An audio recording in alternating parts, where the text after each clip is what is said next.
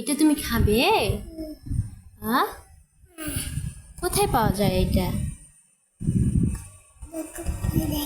দোকানে পাওয়া যায়। মাম্মাকে দিবে?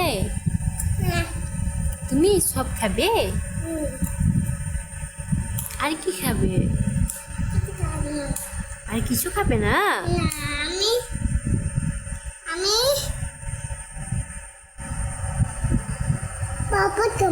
পাঁপড় খাবে?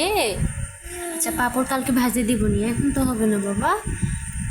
এখন ঘুমানোর সময় হয়েছে, এখন তুমি ঘুমাও।